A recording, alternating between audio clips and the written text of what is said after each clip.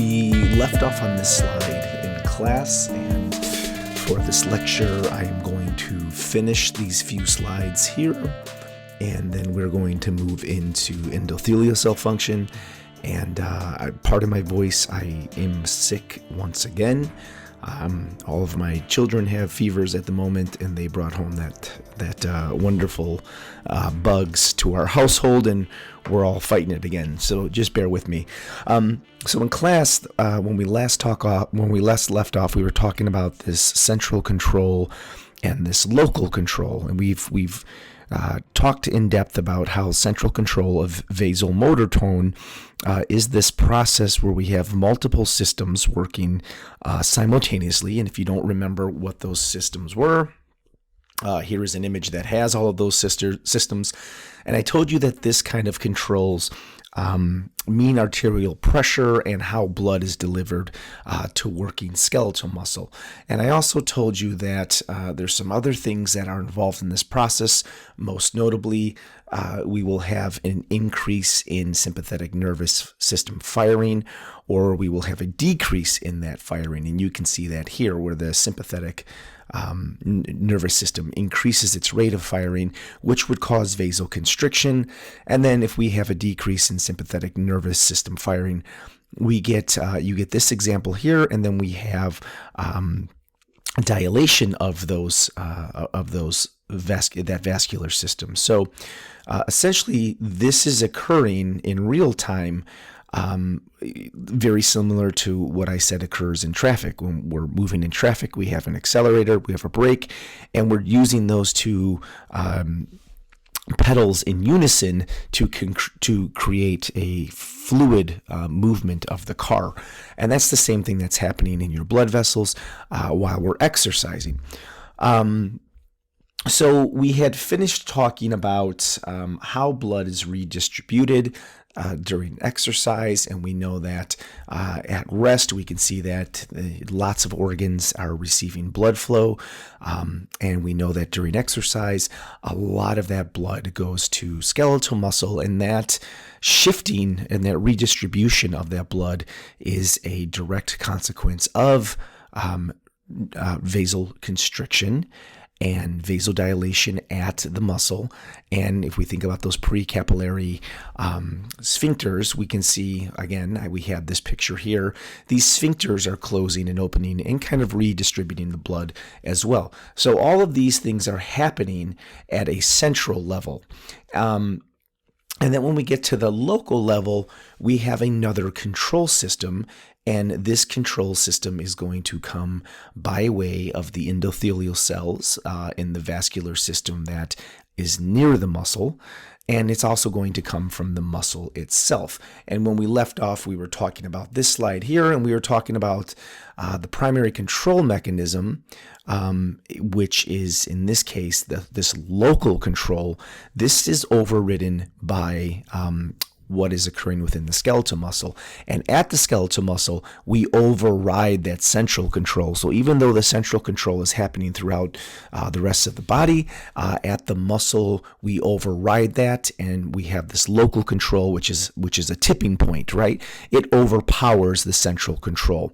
And some of these control factors that make up local control are metabolite mediated, and these metabolites can diffuse into the interstitial fluid or the interstitial space, and they can induce vasodilation of the arterial, and they can also increase capillary recruitment. So when the muscle begins to contract, we will get an increase in vasodilation. Oops, sorry about that. And let me go back. We will get an increase in vasodilation, and that will happen due to muscle contraction, and that will occur in the arterioles surrounding the muscle, and we also get an increase in capillary recruitment. So when we are at rest, not all of the capillaries are helping to diffuse oxygen into tissues that need it. We can turn them on and off, just like we can change the sphincters, right? Within the capillaries, we can turn those on and off as well. So right before we left, we had talked about this kind of autoregulation. And this is basically mediated by work, by contraction. And you can see here we have a skeletal muscle.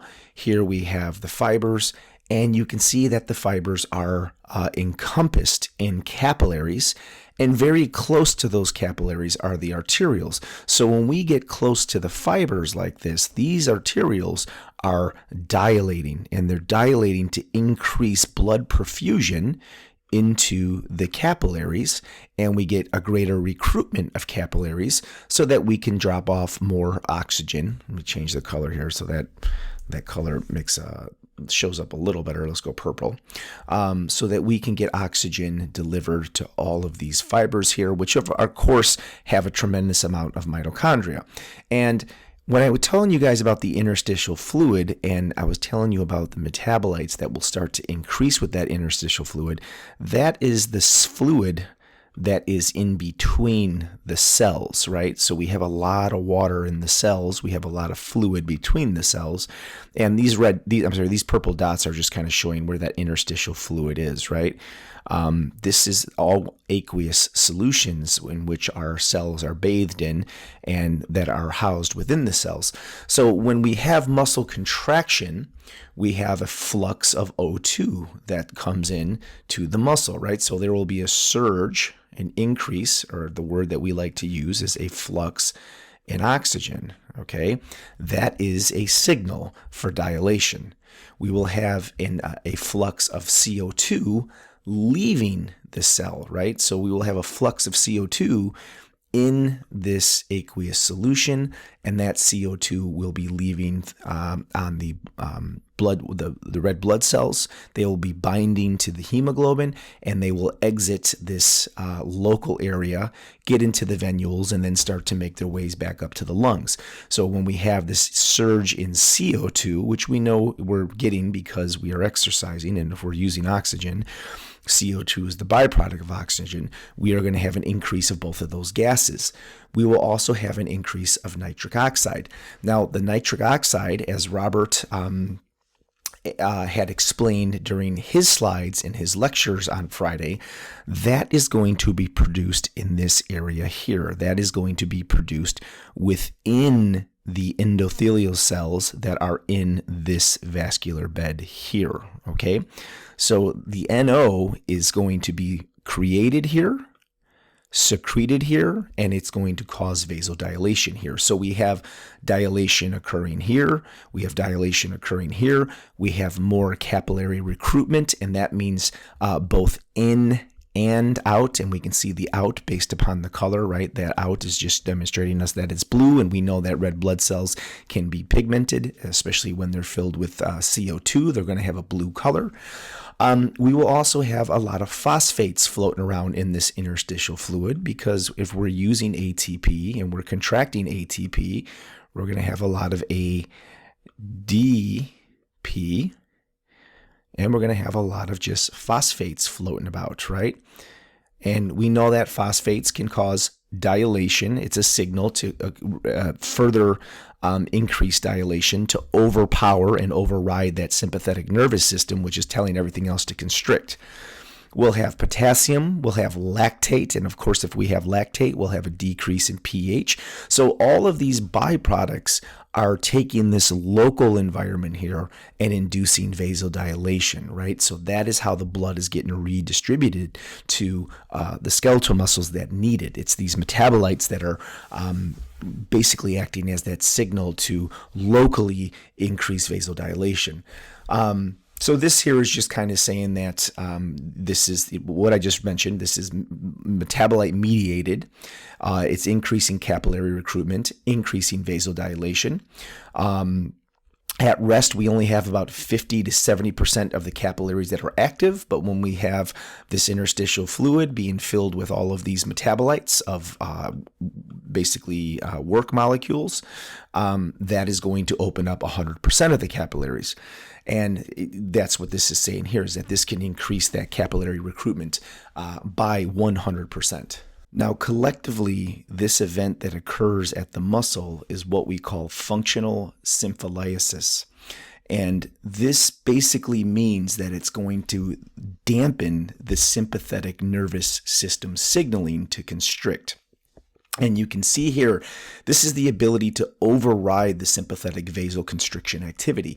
And it's because of all of these elements here, right? So we can see CO2, potassium, adenosine, right? Adenosine triphosphate, any kind of variation of ADP and AMP, nitric oxide, acetylcholine, prostacyclins. We'll talk about those in a moment. Robert had talked about prostacyclins on Friday in his lecture. I will draw what those are.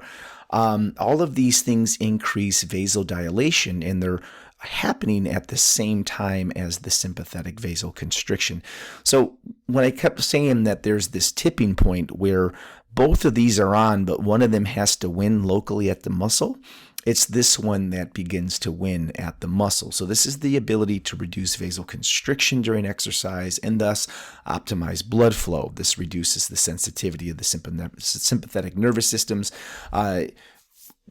signal to vasoconstrict. Now, there's something else that is occurring locally as well, and we were talking about these different receptors that are receiving the signal from norepinephrine and epinephrine.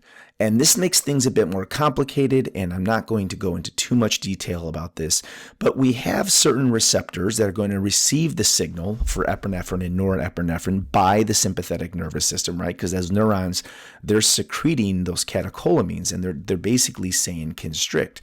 Well, if these catecholamines bind to an A1 receptor or a B1 receptor, these stimulate constriction. And if you look over here, we have an A1 and 2 receptor, and we have a B1 and 2 receptor. Now, A2 and B2, these inhibit constriction. So there's a bit more complexity that is happening here at the local level with vasoconstriction and vasodilation. Now, the oxygen, the CO2, the nitric oxide, the potassium, the phosphates, the changes in pH, right? The lactate, let me draw an L because lactate is part of that. The acetylcholine, right? We know where that's coming from, right? Because if a neuron is firing, right? So here's a neuron right here. We know that there's a lot of ACH that is also being secreted in this space as well, right? Because we know that ACH is a part of muscle contraction, right? So that is also being secreted. So if these neurotransmitters or these epinephrine and norepinephrine, if they bind to an A1 or a B2, so here's an A1, right? This would be A1 here. That's going to basically tell the muscles to constrict in the arterioles. If we bind to a B2 or an A2 receptor, that's going to tell the endothelial cells to dilate. So it's a bit more complicated. And I know some of you were asking me about these receptors. We're not going to go deep into that receptor, but all I want you to know is that these metabolites, not only are they inducing vasodilation, but one of the ways they're inducing vasodilation is they are blocking the A1 and the B1 receptors, which is stopping constriction. And it's allowing the A2 and B2 receptors, here's one right here, right? Norepinephrine is binding to that, and it's supporting more of the vasodilation. So that is another way in which this functional symphylysis is kind of inhibiting constriction in that local area, right? So you really just kind of need to know basically how these are interacting with the receptors, and that's it. You don't really need to go much deeper into this other than what I explained here. So now we're going to talk about this endothelium-mediated control, and the endothelium would be the cells, right? So here's an endothelial cell, and it's really, really, really long here, right?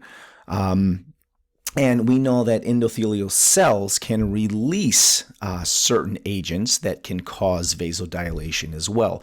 The only one we're going to really focus on here is nitric oxide and prostacyclins. There are other things like EDHF which are hyperpolarizing factors. And there's also these vasoconstriction factors. We're not going to talk too much about these because I just don't want to send you down a rabbit hole.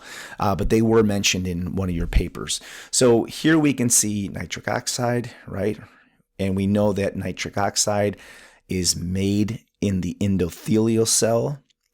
And then Robert had mentioned during his lecture that there's this eNOS, which is endothelial cell nitric oxide synthase. This is the enzyme in the cell which will produce the gas, and then that gas will translocate down into the smooth muscle cells. It will cause another series of reactions, and then we'll have the relaxation of smooth muscle cells, which means that we're going to go from a constricted, right? Look at a constricted arterial vessel to a much more dilated arterial vessel, right? And again, this is happening by a couple of different mechanisms. The first one is we have nitric oxide. We also have prostacyclins here. That is right there, right? Prostacyclins are binding to a receptor. They're activating these downstream proteins, and they're causing relaxation, right? So we have nitric oxide. We have prostacyclins. If I go back here, we have this functional sympholysis where we have these metabolite mediators that are inhibiting these contraction signals, right? They're stopping the A1 and B1 receptors, right? Where we can see these receptors here. They're inhibiting those receptors, telling the muscle not to contract, right? So there's all of these things happening simultaneously, and this is how we overpower that sympathetic nervous system. So I'm going to draw this for you so you guys have a better understanding, but I'm just introducing it. So if we had our blood vessel, right? Here's our arterial, right? And here's one end of it, and then here's another end of it, right?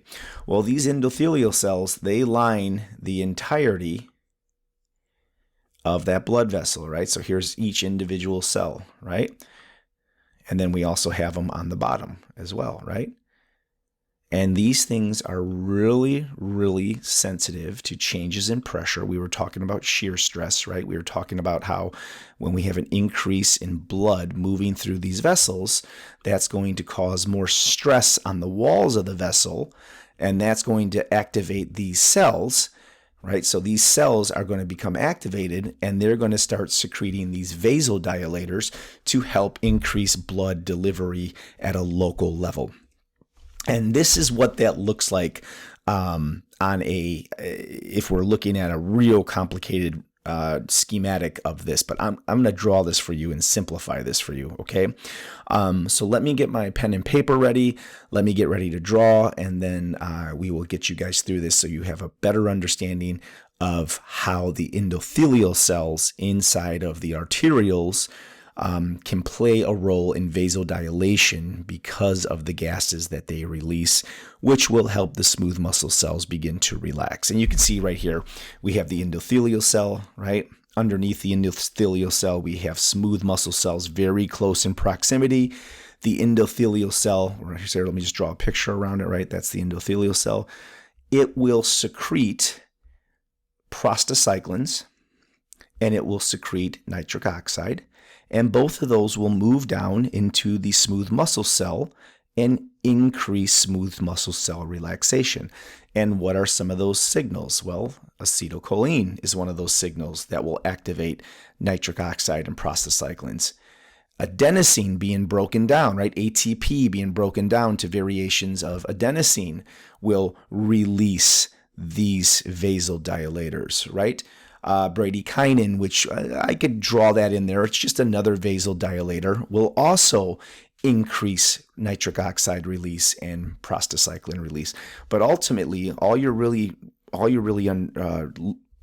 trying to understand here is that there are chemicals in the blood that will activate these processes to cause relaxation of the smooth muscle cell. And shear stress is another one, right? If we have more blood coming through and pressing against these endothelial cells, I'm just drawing a line here, just saying that the blood is pressing against them, that too is also going to activate these vasodilators that are prostacyclins and nitric oxide. So give me a second and we'll start drawing.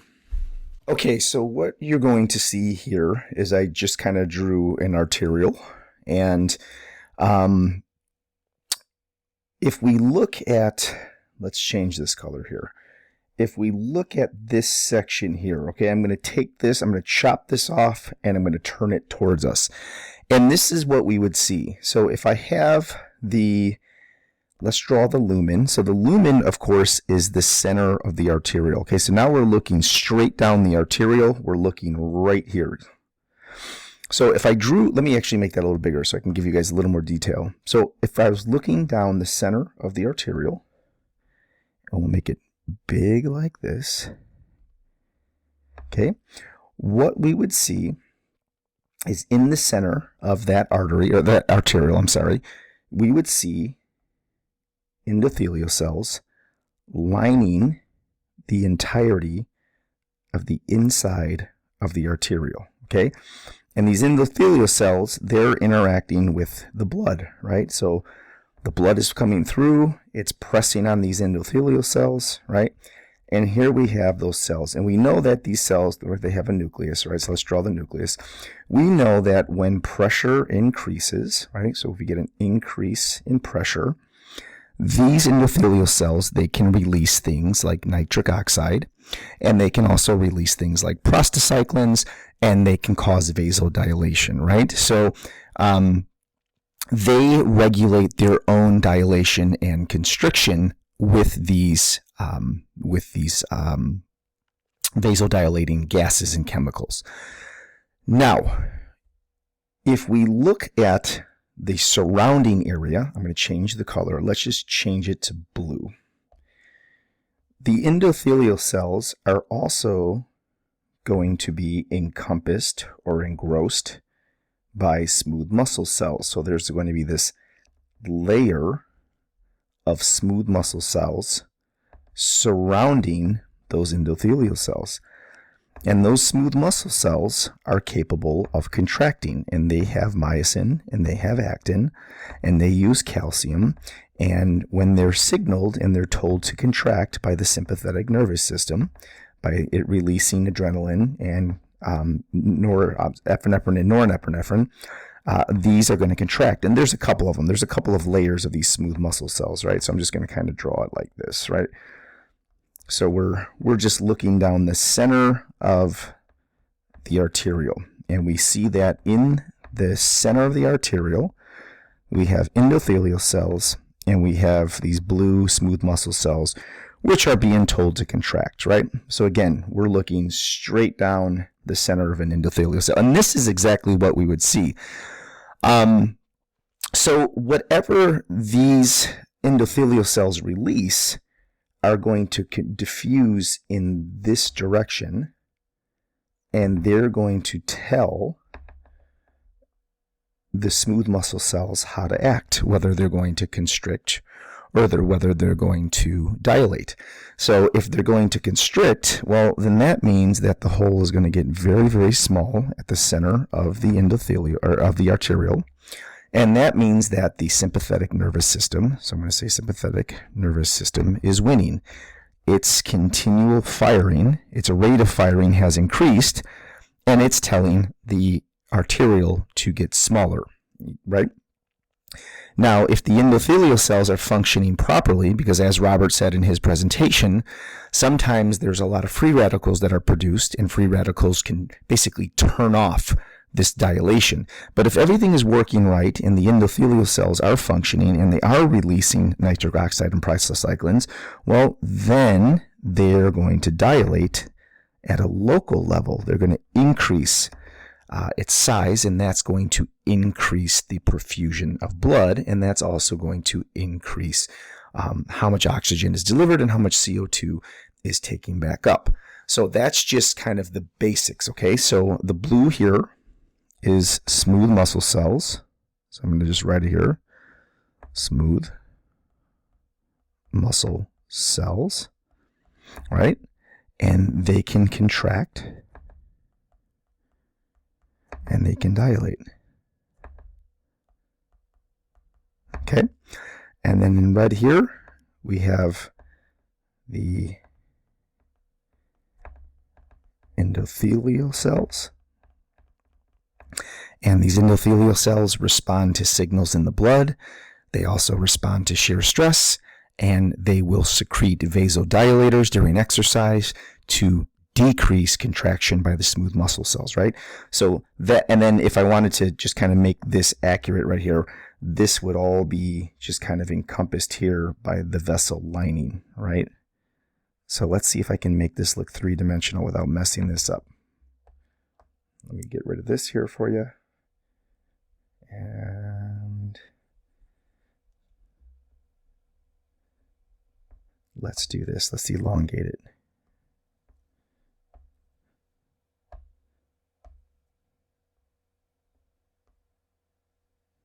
There, that looks pretty good. And we'll just say that this is the arterial. So that's how that looks inside. And you also have to keep in mind that these vessels are innervated, right? So we have neurons coming from the sympathetic nervous system, and they are secreting, now that doesn't show up, let me do green. They are secreting epinephrine and norepinephrine, and they're telling constriction to occur. They're telling this vessel, they're telling these smooth muscle cells here to constrict, but we also know that there's local mediators in the skeletal muscle. So if we had the skeletal muscle running parallel, right? So let me just kind of draw this under, because this is how it looks. It's all pretty messy when you look under the hood, right? So here's a muscle fiber, let's say, right? And here's all the fibrils. Now, collecting in this interstitial space, I'll do this in green as well, we have all of these metabolites being produced, right? And these metabolites are also communicating with the smooth muscle cell to say, hey, let's overpower this signal here. Let's shut it off. Okay, let me just put a red, let me put blue for stop. Let's stop the constriction, and let's increase the vasodilation. And then, of course, since this is skeletal muscle, we'll just kind of draw some striations, right? Some nuclei, some more striations. So that's kind of everything that's happening there. And now let's go into the actual endothelial cell itself and look at how nitric oxide is produced. Okay, so let's talk about how shear stress and a chemical neurotransmitter such as acetylcholine, how that will activate the production of vasodilators such as, we'll start with nitric oxide. So here you can see we have the endothelial cell, right? I kind of labeled that cell, right? And then here we have the smooth muscle cells. And if the endothelial cell is here, then that means that the blood is going to be flowing through here, right? And we know that blood flowing through here will induce something called shear stress. And shear stress, the harder and faster the blood is traveling through that vessel, the more it's going to stretch and activate the endothelial cell. So there's this mechanical activation, right? And then there's a chemical activation. And we're going to just kind of, to keep this as simple as we can, we're just going to say that these two different stimuli, one being chemical, one being mechanical, are both going to activate the nitric oxide synthase, help produce nitric oxide, and then ultimately lead to the relaxation of myosin and actin in the smooth muscle cell. So just to keep in mind, since we talked a lot about muscles, smooth muscle cell has myosin and actin, right? So this would be the actin, right? And here would be the myosin heads, right? And we know that the myosin heads are going to bind to the actin, and they're going to make the Z-bands get closer to one another, because that's what happens during contraction, right? So the sympathetic nervous system is telling the myosin and the actin, so actin and myosin, to contract, right? And it's going to ultimately make these cells contract inward and get tighter, and therefore it will contract the surroundings of the arterial. So let me erase that. Okay. Now, what I have drawn here is an ACH receptor, which means that in the blood during exercise, we know we have a lot of ACH that is circulating, and the ACH is going to bind to that receptor. This is going to be the chemical activation. Well, when we have ACH and shear stress working in tandem, working together, that is going to induce the activation of calcium. So we're going to have this endogenous storage site of calcium inside of the endothelial cell, right? So here's our friend calcium. There's lots of calcium there. Okay? And the acetylcholine and the shear stress is going to induce a cascade of activating proteins, which is ultimately going to release the calcium into the cytoplasm of the endothelial cell. So the first thing calcium is going to do it is going to bind to something called calmodulin. So calmodulin, I'm just going to make look like a bone. It is just a protein, and this protein has to be activated. So this is called CALMODULIN,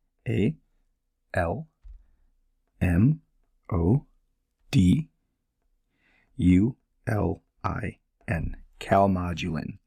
So calmodulin, the calcium is going to bind to calmodulin, and we're going to get a lot of calcium binding to that, and that's going to activate this protein. And the first thing that this protein is going to do, once it makes a complex with calcium, is it's going to slightly change its shape. So it's going to become active.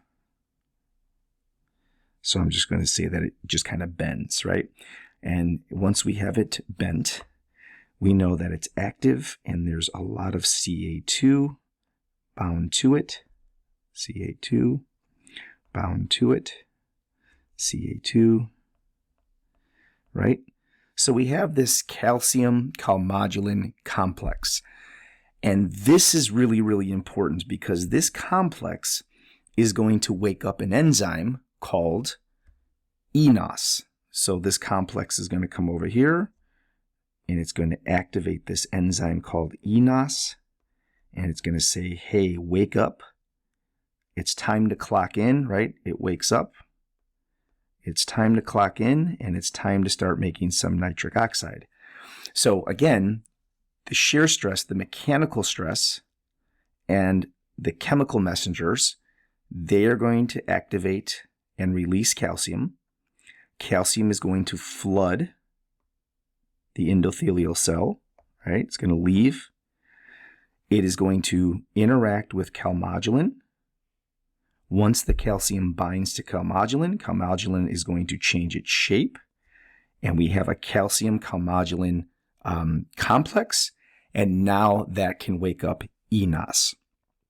So what eNOS is going to do is eNOS is going to say, okay, I understand we need to make some nitric oxide. So eNOS is going to take the amino acid arginine, so I'm just going to put ARG, and it's going to take oxygen, and it's going to mix those two things together. And once it mixes those two things together, we have the creation of nitric oxide. So nitric oxide is a byproduct of arginine interacting with oxygen, interacting with this eNOS, and this eNOS stands for endothelial cell nitric oxide synthase. And of course, synthase means to create something, to synthesize. And in this case, it's going to synthesize nitric oxide. Now, nitric oxide is a vasodilator gas, which means if it's going to cause dilation, it has to travel to the smooth muscle cell. And it has to activate a couple of regulators there as well. This is no different than what we saw with the proteasome, what we saw with the ubiquination and ubiquitins. It's no different than what we saw with inflammation and how inflammation can basically induce insulin sensitivity, right? All of these proteins are involved. So once nitric oxide is made, it's got to diffuse into the smooth muscle cell. And remember, that smooth muscle cell is being told to contract by the sympathetic neurons that are secreting epinephrine and norepinephrine. So it's saying, hey, contract, contract, contract, okay? So now once nitric oxide diffuses into the smooth muscle cell, it's going to interact with something called guanylate cyclase. Now, I know you guys have probably never heard of this before, and that's okay. We don't really need to do a deep dive on it. Just understand that guanylate cyclase, I'm just going to draw it like this. It is an intermediate protein that is necessary to become activated, right? So it has to become activated, and nitric oxide is going to activate that. And just if you want to kind of pronounce it, it's kind of a strange word to say. Why is it not working? My pen's not working. Just give me 1 second. Here we go.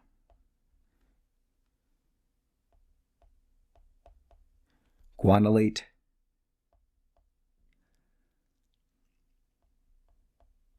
cyclase. So nitric oxide is going to activate this protein. Before nitric oxide is there, it is inactive, right? So it's turned off. But once nitric oxide interacts with this protein, it turns on and it becomes active. So let's just change the shape, okay? So now we have active guanylate cyclase.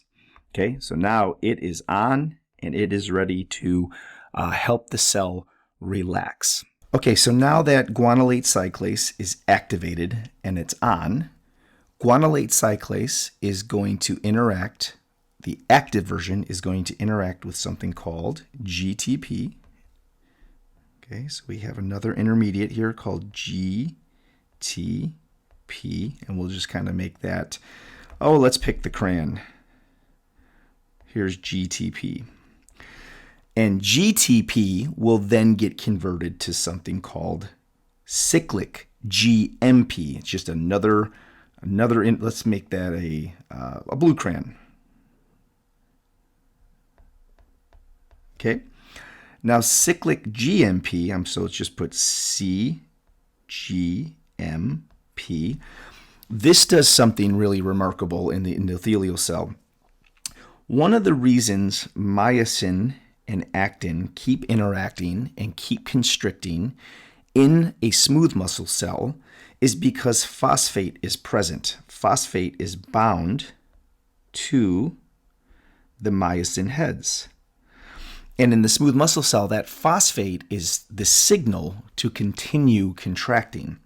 So what cyclic GMP does is cyclic GMP will come down to the myosin heads and it will shut off the phosphates. So it will dephosphorylate the myosin heads. It'll get rid of those phosphates, and then once it gets rid of those phosphates, myosin and actin no longer communicate, they no longer interact, they no longer have their power stroke, and we have the smooth muscle cell release its contraction because it's getting that signal, right, from the sympathetic nervous system. So, but now that we have cyclic GMP shutting off the phosphates, now we have those smooth muscle cells relaxing. We have no more constriction. And that is how the endothelial cell releases nitric oxide. Nitric oxide diffuses to the smooth muscle cell, activates all these proteins, and then ultimately activates cyclic GMP, which shuts down myosin and actin interacting because cyclic GMP is a dephosphorylase. It's going to remove phosphates, and we will have this signal overriding the sympathetic nervous system telling the arterioles to constrict. So I was going to do another one on the prostacyclins, which are here, and also bradykinin, which is here. And I'm not going to draw the pathways. You can see it here, right? So prostacyclins are activated by an increase in calcium, the same way eNOS was. It activates a different protein called COX, and COX will activate prostacyclins. And then prostacyclins will interact with something called cyclic AMP instead of cyclic GMP, which we were talking about before. And this will also cause smooth muscle relaxation in the exact same way. So all I really want you to know with the prostacyclins and the bradykinin are that they are vasodilators as well. So for the exam, I just want you to focus on the nitric oxide, and then just know that prostacyclins and bradykinin, which are mentioned in your paper, here's the spelling of it right here, right? Those are pretty potent vasodilators in exercise. And I'm going to leave it at that. That is all I have for you. So I will see you guys on Monday for your presentations, and you will present again on Wednesday. And then, like I said, Friday is going to be a free day for you. You do not have to come in. You can just prepare your notes, prepare for your exam. If you do want to come in, I will be in my office. If you have any questions, you want to get any tutoring, please come see me. And that's all I have. Take care, guys.